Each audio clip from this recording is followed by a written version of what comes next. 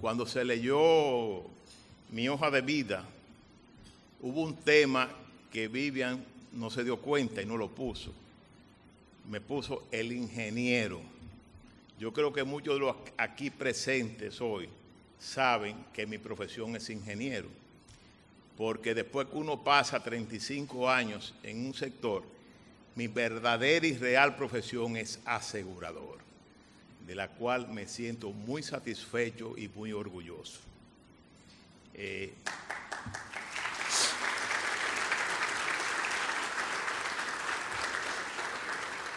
Después, bueno, pero el desarrollo del mercado asegurador dominicano es un tema sumamente atractivo, interesante, porque uno hace un recorrido de qué ha pasado en los últimos años. Escogimos 10 años porque entendemos que han sido años muy importantes en el país y en su desarrollo. Después, el tema del futuro. Bueno, yo creo que dado ya que tenemos unos años, pues podemos pensar en planificar el futuro. Obviamente, el futuro enfocándolo a las nuevas generaciones. Yo creo que nosotros sí podemos planificar, pero los ejecutores deben ser esas nuevas generaciones. Y nuestro país ofrece muchas oportunidades hacia el futuro. Basado en eso, pues, el titular de lo que vamos a desarrollar, que es el mercado de asegurador y retos futuros. Hemos dividido la presentación en 3 aspectos: el entorno económico, el desarrollo del mercado y el reto futuro. Obviamente, para poder ubicarnos en el contexto, tenemos que hablar del entorno. Si el entorno del país no es apropiado, es muy difícil el desarrollo. Pero si el entorno del país ha sido positivo, pues obviamente debemos integrarnos a ese entorno. Para eso, lo primero que hice para preparar esta exposición que le vamos a hacer hoy es llamar al amigo Villamán y buscar las estadísticas de los últimos 10 años. Y para grata sorpresa mía, nuestro mercado cuenta con una base estadística amplísima, donde si quisiéramos, basado en toda esa experiencia estadística, pudiéramos pasarnos 2 o 3 horas aquí hablando, porque hay la documentación. Obviamente, la Cámara también se ha alimentado de la base de datos de la Superintendencia de Seguros y debemos sentirnos satisfechos de contar con un sector que tiene toda la información desglosada de lo que ha ocurrido en los últimos años. Y es interesante el tema, porque cuando yo tuve la suerte de iniciarme en el sector seguros, prácticamente las estadísticas eran inexistentes. Era una situación donde los estados financieros de las empresas de seguros a veces venían a estar listos en agosto o septiembre del próximo año. Es imposible planificar de esa forma, porque todo era manual, no había sistema de cómputo. Y me acuerdo por los 90, que ya se hablaba de hacer estados trimestrales, y muchos entendían que eso era casi imposible. Hoy día ya los estados se hacen mensuales. Inclusive cuando estuvimos discutiendo la ley de seguros, que reformamos la 146, que reformamos la 123 del 73, uno de los temas de discusión es si los estados debían publicarse trimestral o anual. Y se decidió anual porque se entendía que era casi imposible publicarlo trimestral. Es oportuno señalarles, porque parte de la presentación va a estar muy concentrada en eso, que lo que refleja la sanidad de una empresa aseguradora son sus estados financieros. Ustedes pueden estar seguros que cuando se presenta un estado financiero puede haber un maquillaje, pero tarde o temprano eso sale. Y la mejor forma de darle transparencia al sector es con la publicación periódica de sus estados financieros. Esa es la base de la transparencia hacia nuestros asegurados. Cuando el asegurado ve que esa empresa, sus estados financieros son buenos, adquiere la confianza de asegurarse en esa empresa.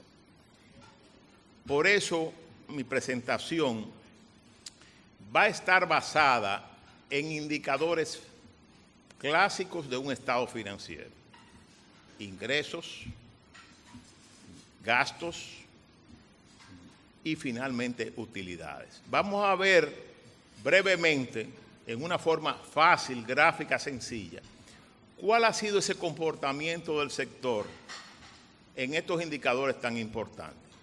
Después vamos a ver real y efectivamente no solo los beneficios, sino de dónde provienen esos beneficios. Y finalmente, como les dije anteriormente, qué retos tenemos hacia el futuro.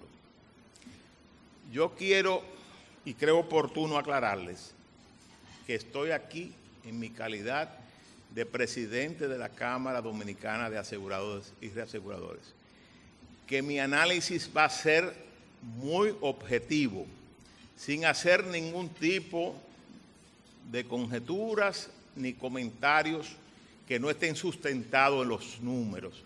Los números son las realidades de las cosas. Y si acaso hago cualquier comentario que ustedes entienden que esté un poco personalizado, le agradezco a mis colegas que me excusen de la Cámara, pero realmente debe perdonarme porque eso puede ser producto de mis años.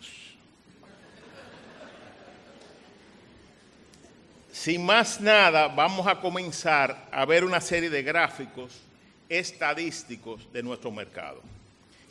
Pues como le decía anteriormente, el entorno económico es definitivo. Entonces, muchas veces oímos a nuestros economistas que opinan que el país no ha ido evolucionando al mismo ritmo que ha ido evolucionando la economía, que no filtra, que no baja. Entonces, vamos a ver qué ha pasado con el sector seguros, que es nuestro sector, con relación a la economía del país. Lo primero que tenemos que ver es el Producto Interno Bruto. Vemos que el Producto Interno Bruto del año 2005 al año 2014 ha crecido 2.57 veces, algo realmente impresionante. La inflación, que todos sabemos que castiga todo y que produce muchísimos daños. En el 2005 veníamos con una inflación de 7.44. En el 2014 apenas 1.58. Yo quiero excusarme, antes de seguir adelante, de que nos hemos limitado al 2014 porque las estadísticas del mercado, como estamos en los estados auditados, no la tenemos lista del 2015. Pero sí quiero adelantarle que los resultados del 2015 han sido tan halagadores como lo que vamos a ver a continuación. O sea, que si hubiéramos puesto 2015, no estuviéramos viendo nada muy diferente. La tasa de cambio, un elemento que todos, muy sensible. De 30 que estaba, 30.03 en el 2005, se ha movido a 43.45. O sea, apenas ha variado un 1.45%, lo que es lo mismo un 4.5% anual. El ingreso per cápita, un elemento también de mucha discusión, de $120.81 ha subido a $281.91, 2.33 veces mayor. Este es un dato interesantísimo porque estamos hablando del país, pero si nos vemos con relación al área, Chile, desde el año 1983 al 2015, creció un 230%. República Dominicana está en un segundo lugar con un 157%. O sea, que nosotros del área somos el segundo país en crecimiento, ya no en un periodo de 10 años, en un periodo mucho más largo. Por eso, y es una de las razones fundamentales, que ustedes ven la visita de muchos inversionistas al país, porque real y efectivamente el entorno económico del país es uno de los mejores del área. Vamos a ver qué pasó con la prima suscrita, que es nuestro sector, con relación al PIB. Vamos a ver que el PIB, como les decía anteriormente, creció 2.57%. Las primas, sorprendentemente, crecieron un 2.38%. O sea, prácticamente, y si ven el gráfico, hubo un crecimiento muy parecido y muy a la par con el PIB. ¿Qué podemos decir y ratificar en cuanto al entorno económico? El país ha experimentado una estabilidad económica y un crecimiento sostenido en los últimos 10 años. Baja inflación, devaluación monetaria de apenas un 4.5% anual. El ingreso per cápita creció en el mismo ritmo del PIB. O sea, con un entorno económico tan favorable, pues obviamente nosotros debemos ir al mismo ritmo.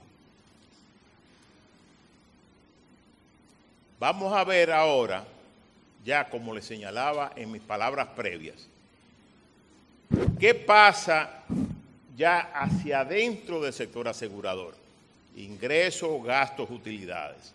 Para irlo comparando si cada uno de estos indicadores ha reaccionado al mismo ritmo que ha crecido el PIB, porque debería crecer al mismo ritmo.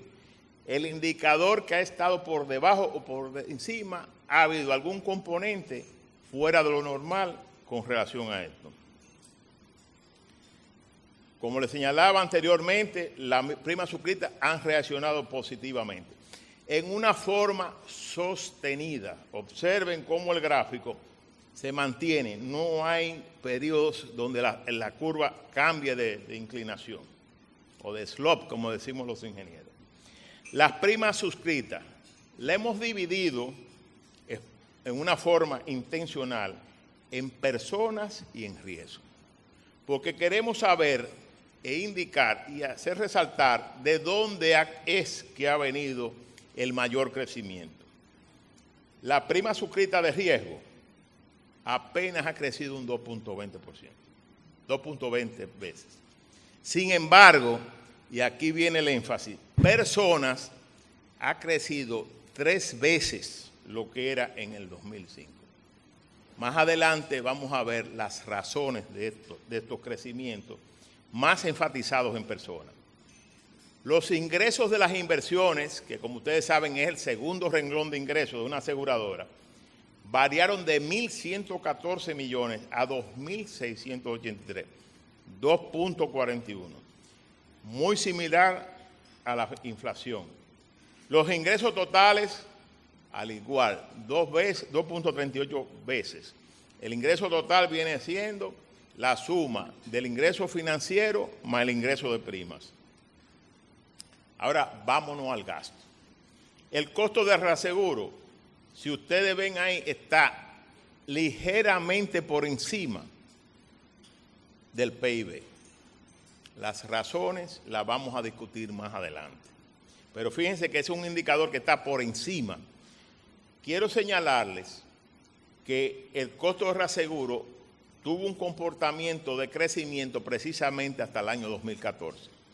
A partir de ahí ha comenzado con un proceso inverso, a reducirse. Siniestros. Miren qué buena noticia. Los siniestros no han ido a la par del PIB. Esto es excelente. Obviamente, en estos últimos 10 años hemos tenido la gran fortuna de prácticamente 0 eventos catastróficos. Más adelante, cuando veamos un gráfico de siniestralidad, vamos a ver cómo impacta el que no haya un evento catastrófico en el país. Las comisiones, este sí es peligroso, se han mantenido por debajo. Entonces hay que explicar eso, más adelante lo vamos a explicar. Esa es la parte que yo sé que a ustedes más les gusta. Y para evitar tener una fila mañana, lo vamos a explicar más para adelante. Los gastos generales y administrativos han crecido al mismo ritmo del PIB. O sea, no ha habido un desfase de incremento de gastos extraordinarios. Fíjense el indicador. El indicador de gastos versus prima de 18.3 está en 18.6. O sea, que nos hemos mantenido en un nivel aceptable y de acuerdo a los estándares internacionales. Los beneficios, lamentablemente, por debajo. También, al igual que las comisiones, no están al mismo ritmo. Cuando lo comparamos con relación a la prima, fijémonos que estábamos en 6.1 y hoy estamos en 5.6. Algo positivo, que de una forma no oficial les voy a decir, el comportamiento del 2015 ha sido excelente, donde los beneficios han crecido por encima del año pasado en una forma importante y el indicador también ha crecido para todo el mercado. O sea, que el 2015 tuvo un excelente comportamiento para el sector asegurador. Los impuestos pagados, que a ninguno nos gusta, pero el indicador es más o menos similar. Observen que del 2013 al 2014 se aplanó. Eso es porque ya había pasado la reforma fiscal. Es decir, que podemos decir rápidamente de estos indicadores, las conclusiones serían un entorno económico estable. ¿Qué es lo que produjo que el sector creciera de la forma que creció? Factor fundamental, el entorno económico. Si el entorno económico no es bueno, es muy difícil que nos hubiera ido bien. La ley de seguros 14602. Estoy haciendo énfasis que esa fue la ley que sirvió de plataforma para un futuro crecimiento del sector seguros. Y lo más importante, para proteger a nuestros asegurados. ¿Por qué? Porque esa ley introdujo elementos nuevos. Esa ley introdujo el margen de solvencia, un aspecto importantísimo para el sector. Somos de opinión que si esa ley hubiera estado en el momento de la crisis financiera, los asegurados hubieran recibido el 100% de los reclamos que tuvieran pendientes y de las primas que hubieran pagado. Porque esas reservas estuvieran a bien resguardo y no hubiera pasado lo que lamentablemente pasó cuando hubo la crisis. Ya hoy día con esa ley hay una autorregulación. Eso es fundamental. Y algo que también ocurrió, la reforma a la ley de seguro fue en el 2002. La ley de seguridad social, la 8701. El impacto que ha tenido esa ley en el sector seguros ha sido dramático. Y no solo en el sector seguros, porque esta ley ha producido que el seguro de discapacidad y sobrevivencia, que como ustedes bien saben, los administramos las aseguradoras, sea una de las fuentes más importantes de utilidad de las empresas de seguro. Pero también ha permitido que producto de las pensiones que se otorgan por esta ley, las reservas de la aseguradora hayan crecido en forma geométrica. En adición a eso, esta ley ha producido, desde el punto de vista de pensiones, con el sistema de capitalización individual, que nuestros trabajadores, que antes no tenían nada con el sistema anterior, hoy día tengan un volumen de más de 400.000 millones de pesos ahorrados. O sea, la seguridad social ha sido un motor y un dinamizador de todas las actividades del país. Esos mismos fondos han servido para estabilizar la economía del país. Como ustedes saben, gran parte de esos fondos se usan en parte del financiamiento del gobierno. Con las reformas futuras esperamos que esos fondos se dediquen a obras productivas y que generen empleos en el país. Yo creo que estamos próximos a eso, después que se ha creado las nuevas leyes de fideicomiso y de administradora de fondos de inversiones. Vamos en buen camino, tenemos los recursos disponibles, lo que tenemos es que dar el uso adecuado. Desde el punto de vista de salud, es innumerable los beneficios que se han recibido con esta ley. Acordémonos que cuando esta ley comenzó, apenas las cabezas y algunos de ellos, de los empleados, era que tenían seguro de salud. Hoy día esto cubre la familia completa. Obviamente, tanto la ley 146 como la ley 81 requieren reformas porque los tiempos cambian. En el caso específico de la ley 146, tenemos que adecuarla a los nuevos tiempos y tenemos que ver cómo lo hacemos a la mayor brevedad posible. En cuanto a la ley de seguridad social, el mismo plan de salud que teníamos fue un plan provisional que se creó en el momento para iniciar, pero ya necesitamos un plan básico más amplio, adecuadamente costeado y que sea autosostenible. O sea que quiero hacer mucho énfasis en estas dos leyes, porque esas leyes fueron los puntales del crecimiento sano del sector de seguros. Y cuando hablemos del futuro, tenemos que entender que las reformas a estas dos leyes van a ser también de mucha importancia para nuestro sector. Voy a señalar ahora los indicadores que señalé anteriormente que fueron a la par con el crecimiento del PIB. Las primas suscritas, el interés sobre los ingresos de las inversiones, los costos del reaseguro, los gastos generales y administrativos, los siniestros. No se presentaron eventos catastróficos de importancia, como lo señalé anteriormente. Estos están por debajo. Vamos a ver lo que están por debajo y las razones de estar por debajo. Las comisiones. Ustedes saben que las primas que se generan vía la Seguridad Social de Sobrevivencia y Banca Seguros no tienen intermediación. Entonces, los volúmenes de prima son sumamente importantes de estos dos renglones. Al no tener prima, cuando hacemos simple matemática, pues el indicador baja. Algo importante también es que algunas aseguradoras no registran algunas comisiones dentro del renglón de comisiones, sino que lo llevan a gastos administrativos. Eso es lo que hace que el indicador se vea distorsionado con la realidad. Por lo menos eso es lo que yo quiero explicarles. Los beneficios netos han disminuido debido al incremento en los costos catastróficos. Acuérdense que los costos catastróficos venían incrementándose periódicamente. Ya comenzó la curva contraria, pero en estos 10 años vimos ese incremento y obviamente eso iba contra las utilidades. Y sin lugar a duda, la competencia del mercado, que es un factor sumamente importante y que se convierte en un mercado libre, en un regulador. Eso es parte del juego.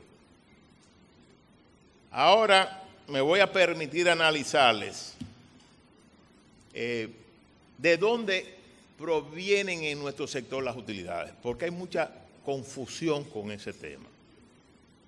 Tradicionalmente, las aseguradoras, el ramo más grande que tenemos es incendio y automóviles, pero nos vamos a ir a dar cuenta ahora en este bloque de la presentación que de dónde que realmente estamos recibiendo las aseguradoras, las utilidades.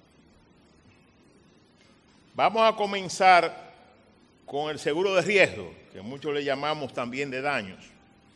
Observen algo muy positivo. La siniestralidad de 34% ha bajado a 24%. 10 puntos. Obviamente eso está directamente relacionado con los eventos catastróficos, porque no solo es que viniera el huracán. Acordémonos que cada vez que se anunciaba un huracán y venían inundaciones sin venir el evento, habían grandes pérdidas de inundaciones. A Dios gracias, en estos últimos 10 años, nada de eso ha ocurrido. por eso vemos un desplome de la siniestralidad del seguro de riesgo. Cuando hablamos de seguro de riesgo, nos estamos refiriendo al completo de automóviles, incendio, naves marítimas, transporte de carga y otros riesgos. El margen técnico, obviamente, del seguro de riesgo ha mejorado. Si la siniestralidad baja, pues el margen técnico sube de 13.7 a 16.5. El más incendio, aquí vemos lo que yo le decía, de 11.5 ha mejorado a 12.5. Obviamente, debemos tomar en cuenta que no estamos tomando ahí en cuenta los gastos administrativos. Los gastos administrativos del ramo de incendio andan alrededor del 15%. Cuando comparamos este beneficio técnico con un gasto, entonces el beneficio técnico combinado del ramo es negativo, en un 2.5% aproximadamente. Para que estemos claros ya dónde que están las utilidades. Ahí no estamos obviamente incluyendo los productos financieros, estamos hablando de la operación propia del negocio. La operación propia del negocio de incendio es negativa. Automóvil, miren qué maravilla. De 16.9 hemos subido a 21.6. Y en el gráfico hay algo curioso. Observen cómo el mercado 2006-2007 prácticamente estuvo a nivel de 12-13%. Hubo una crisis. Las aseguradoras perdimos todo el dinero del mundo en automóvil. Reaccionamos, porque ese es el tema. Estamos peleando, hay que reaccionar. Subimos las tasas y miren cómo incendio ya ha logrado estabilizarse a un nivel bastante aceptable. Sin embargo, y no quiero ser muy pesimista, es el ramo que más gasto administrativo genera. El gasto administrativo del ramo de automóvil ronda un 25%. O sea, volvemos y caemos en un beneficio técnico combinado negativo.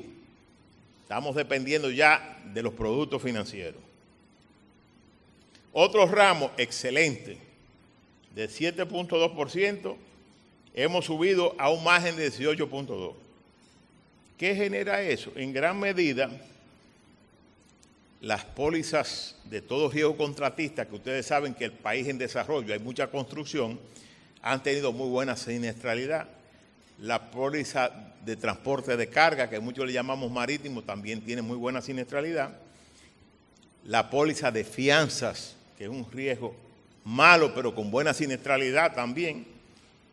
Es decir, que hemos logrado ampliar nuestro margen en otro ramo, pero lamentablemente es un ramo de volumen de primas pequeño.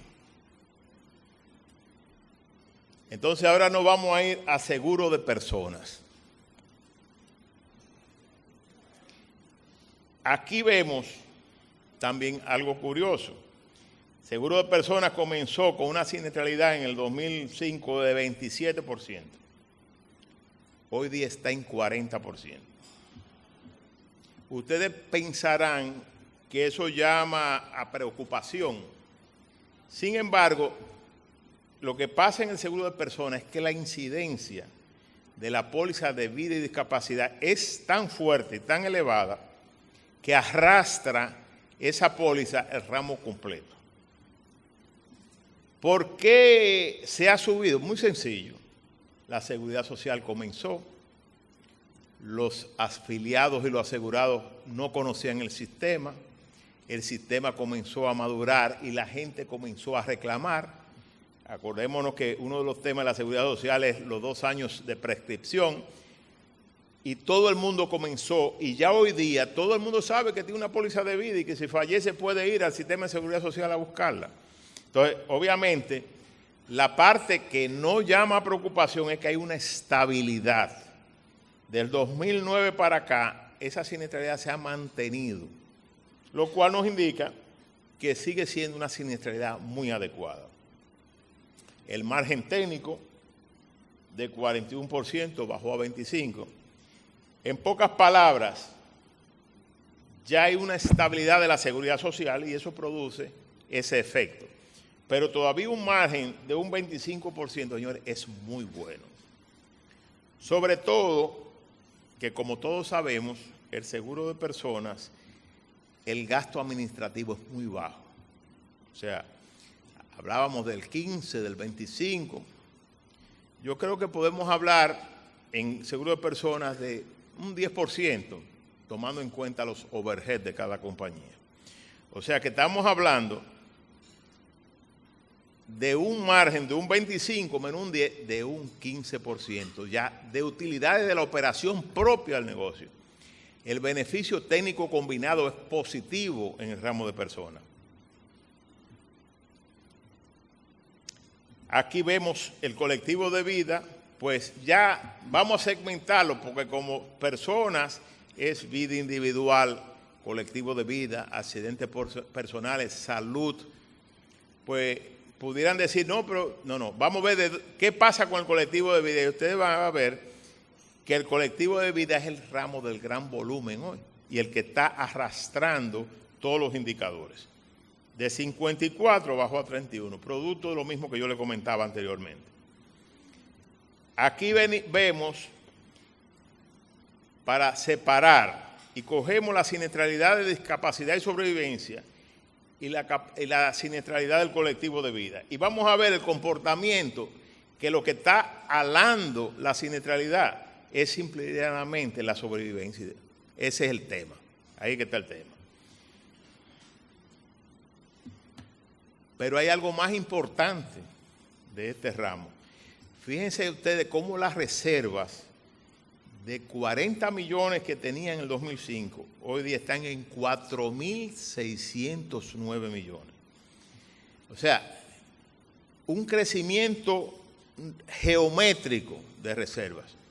Esas reservas producen productos financieros, independientemente de lo que estábamos hablando ahorita del margen técnico. Aquí quisimos comparar reservas, porque como todavía hay mucha gente escéptica, digo, vamos a ver el comportamiento de la reserva. Observen la reserva matemática, que es la blanca. La reserva matemática permanece prácticamente estable. No ha crecido, no ha tenido importancia. La reserva matemática es la que se crea por el producto seguro de vida individual. Eso no es más que un reflejo de un ramo que prácticamente ha desaparecido en el país, producto de la voracidad fiscal. Nos vamos a primas no devengadas que deben reaccionar, que son aquellas primas no consumidas, de acuerdo a cómo va el crecimiento, sobre todo de ramos de daños, un crecimiento gradual. Observen discapacidad y sobrevivencia, subiendo enormemente. Y del total de las reservas de seguro, el 33.4% hoy día pertenece al seguro de vida y discapacidad. Aquí vemos un tema muy importante. No se nos ha dado el mérito a las aseguradoras que somos real y efectivamente lo que estamos otorgando las pensiones. Obviamente, nos están pagando una prima. Pero a veces uno oye otros sectores atribuyéndose que son los que dan las pensiones. No, las aseguradoras estamos en este momento, comenzamos en el 2005 con 742 pensiones y en este momento estamos otorgando 13.000 pensiones. De esas 13.000 pensiones, 10.000 son de sobrevivencia y 2.000 de discapacidad. Un crecimiento anual de más de 1.000 pensiones. Y eso va a seguir creciendo geométricamente. Y este beneficio se traduce en beneficio a la población que antes estaba desamparada. Aquí vemos algo que le dijimos anteriormente, como el beneficio técnico comparado de lo que es personas, riesgos y el total. Personas con un 25, riesgos con un 16 y se nivela en un 18. pero esto sí es dramático. La participación de un ramo versus otro del beneficio técnico. Personas participan o contribuyen con un 76% del beneficio de las utilidades de las empresas. Riesgo contribuye con apenas un 23.8%. Esa es una tendencia que va a seguir incrementándose según vaya creciendo el ramo de personas. O sea que con apenas un 30% de la prima total, personas contribuye con un 76% a las utilidades. El otro, con un 70% de ingresos, contribuye con apenas un 23%. Aquí vemos las utilidades después de impuestos, de 713 millones a 1.500. Y hacemos un gráfico para que se vea de dónde personas y dónde riesgo, para que ustedes comparen cómo personas definitivamente va en un crecimiento importante. Los ingresos financieros, cómo contribuye personas versus riesgos. Ya los ingresos financieros prácticamente están a la par entre personas y riesgos. O sea, ya muy probablemente las reservas de seguros, fíjense cómo es la reserva de personas, la reserva de riesgos y cómo de 4.000 millones se dispara a 13.000 millones. Todas estas reservas están invertidas en el país. O sea, que contribuyen también al desarrollo. La inversión de las reservas han variado 3 veces y media desde el 2005 al 2014. El rendimiento de las inversiones, como ustedes saben, la tasa de interés ha estado descendiendo y obviamente es un indicador que va hacia la baja. El patrimonio, señores, el patrimonio ha crecido 3 veces lo que era antes. Este es un indicador que muestra la solvencia de las aseguradoras. Y no solo la solvencia, sino que los aseguradores creemos en el futuro del país. Porque las utilidades que tenemos las reinvertimos. O sea que se ha ido el sector consolidando y creciendo. Los comentarios finales yo en parte se lo he ido haciendo con cada gráfico, pero vamos ya a concretar. Las primas suscritas de riesgo están por debajo del crecimiento del PIB, producto, como le señalé anteriormente, la competencia.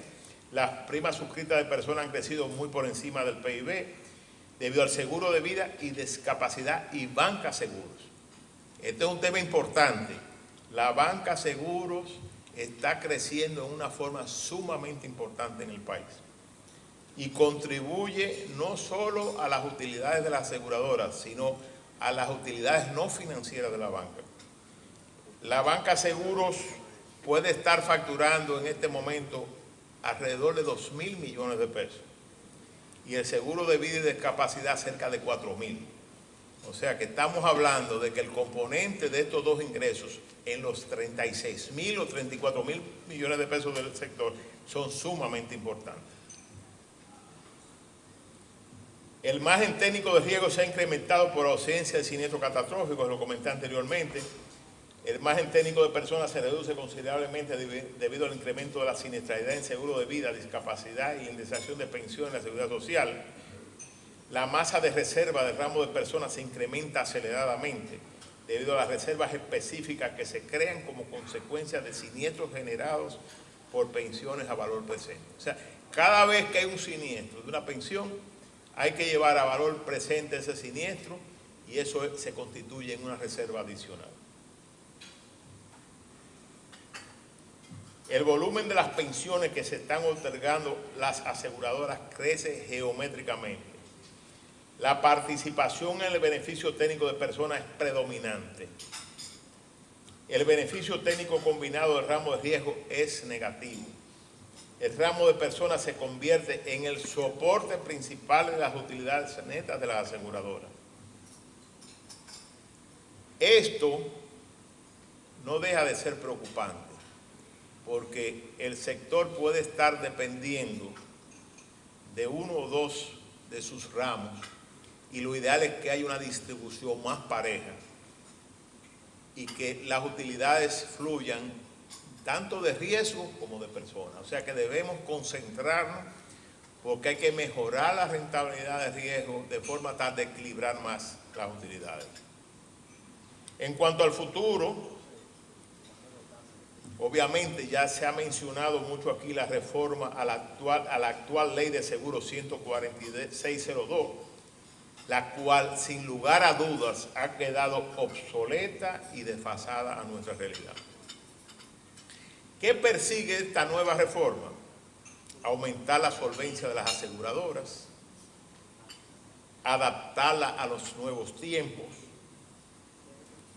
fortalecer la autorregulación, supervisión más madura y eficiente, introducir gobierno corporativo, control de riesgo y lavado de activos. O sea que para el futuro desarrollo del país, señores, esta ley es vital. Yo quiero aprovechar la ocasión y la presencia de nuestro superintendente de seguros para pedirle que sea inminente la presentación ante el Congreso de esta ley. Y yo creo que tenemos que ser proactivos y aunar esfuerzos con las autoridades para que esto se produzca. Un tema que muchos hemos hablado, inclusive la presidenta de la Asociación de Corredores, Adocoso, ya lo presentó, es la necesidad del desarrollo del mercado de vida individual. Señores, si no desarrollamos el mercado de vida individual, vamos a seguir dependiendo de 2 o 3 ramos que pueden ser ocasionales o motivados a cualquier decisión. El mercado de vida individual es fundamental para el sector. Ustedes vieron cómo las reservas matemáticas apenas han crecido en los últimos 10 años. Si nos vamos más atrás, todavía la situación es más dramática. A partir de que se le quitó la exención fiscal al seguro de vida, el seguro de vida se trasladó hacia el exterior.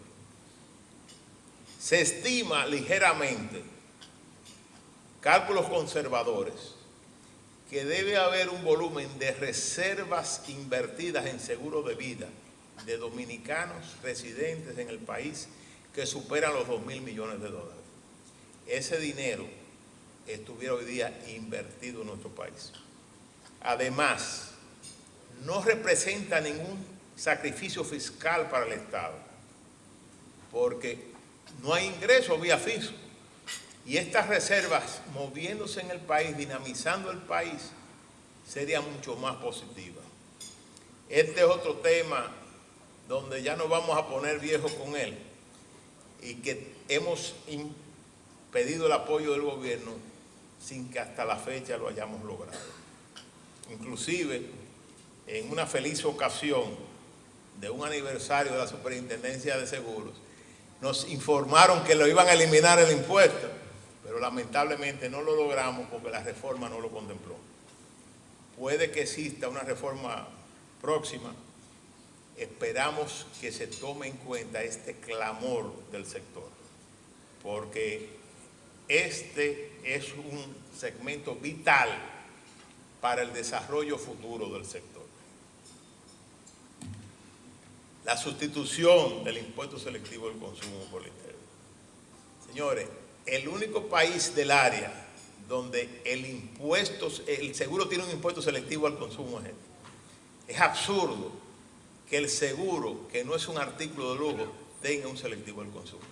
Pero en adición a eso, no le permite a nuestros clientes competir con el mundo externo. O sea que esto es un punto que debe ser incluido en la próxima reforma fiscal. Tenemos también la oportunidad de desarrollar nuevos productos como consecuencia de la maduración del sistema de pensiones. Ustedes saben que cuando las pensiones comiencen a madurar, las AFP van a tener un fondo de sus afiliados. Ese fondo tiene una vocación o una pensión programada que la manejaría la propia AFP o una pensión vitalicia que la vamos a manejar de acuerdo con la ley las compañías de seguro.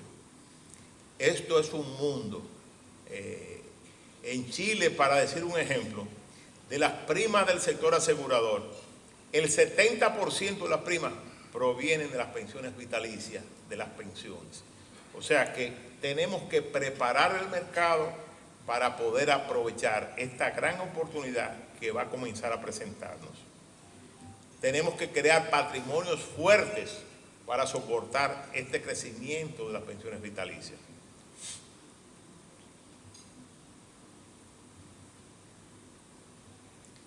Tenemos que desarrollar nuevos nichos de mercado, microseguros, retail.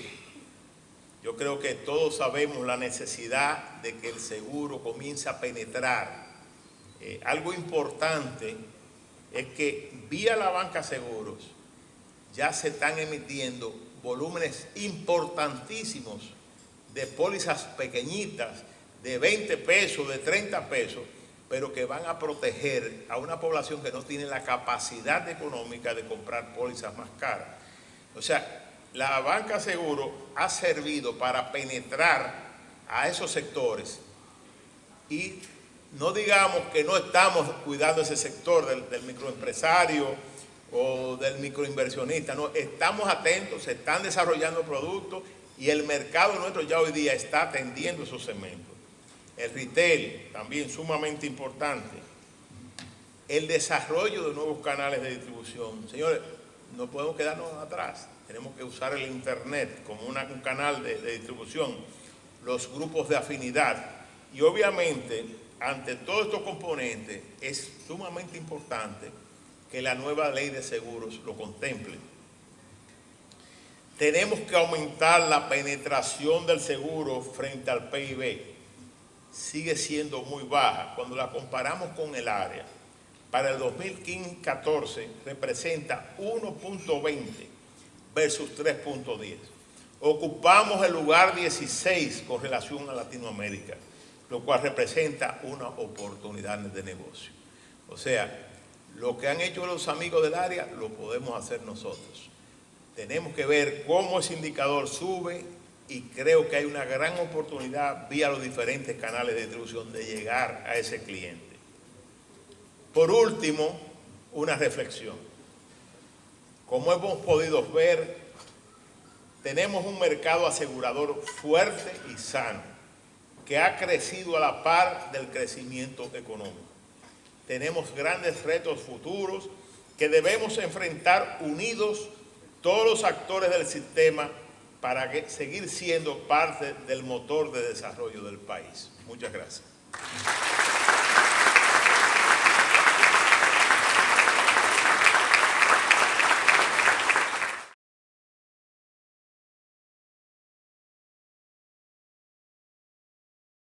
De pagos directos a órdenes abiertas de reparación.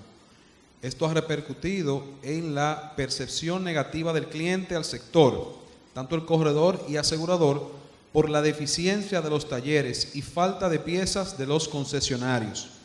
En Cadoar, ¿existe una conversación para buscar soluciones a este problema que ha arrastrado hacia la insatisfacción del cliente? Mira, yo no comparto esa opinión, porque lo que se ha logrado es controlar los costos.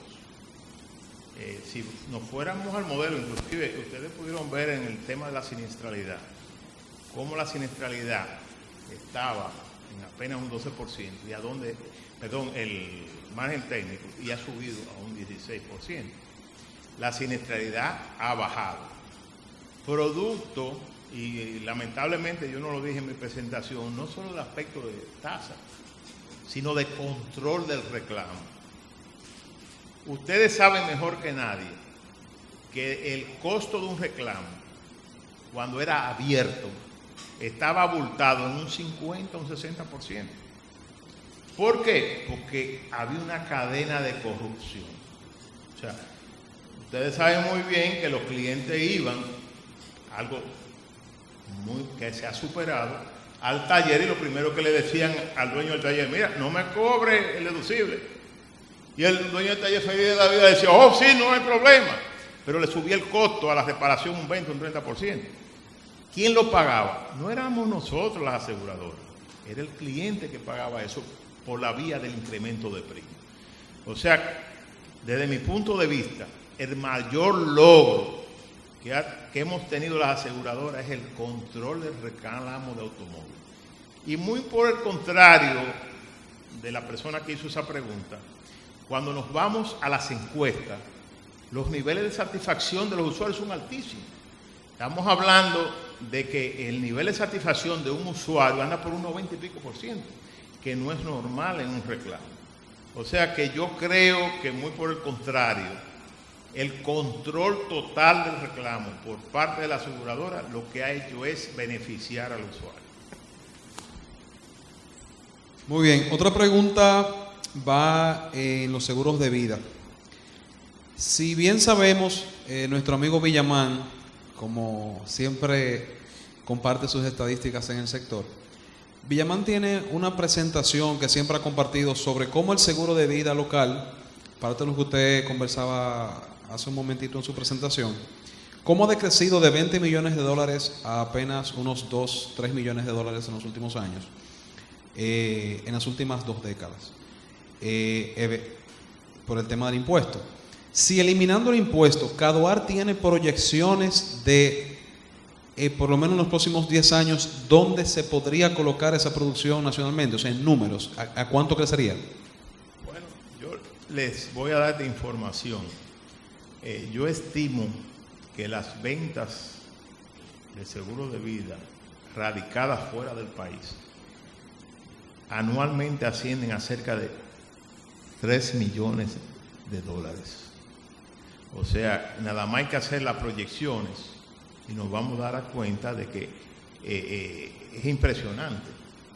Esos $3 millones por un 50%, multipliquémoslo por 10 y vamos a ver cómo eso va a ir creciendo de una forma geométrica, al igual que han crecido las pensiones. O sea que son unos recursos que lamentablemente se están escapando fuera del país. Por otro lado, usted se refería también a la penetración del sector seguros comparándolo con el PIB. Si, pregunta un amigo aquí, ¿qué estrategias debemos implementar para lograr una mayor penetración del seguro como porcentaje del PIB, ya que en relación a otros países estamos por debajo? Mira, el tema de la penetración de seguro es un tema que hay que analizarlo muy detenidamente cuando tú lo comparas, para primero corregir desviaciones. Muchas veces, por ejemplo, nosotros nos comparamos, voy a citar un caso con Panamá, pero en Panamá no existe reforma a la ley de seguridad social. Entonces, todas las primas del seguro de salud la contabiliza el sector seguros.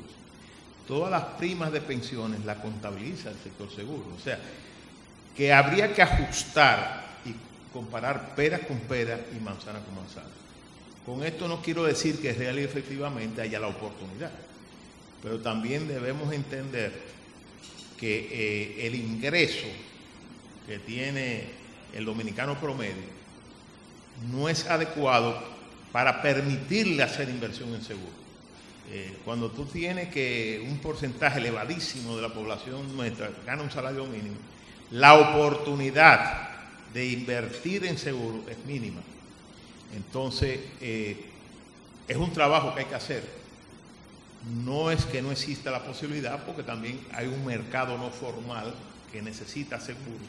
Hay esa oportunidad. Si el país, como ha dicho el presidente, ajusta los salarios, pues también habrá una oportunidad de más ingresos para el seguro, porque la gente puede ahorrar.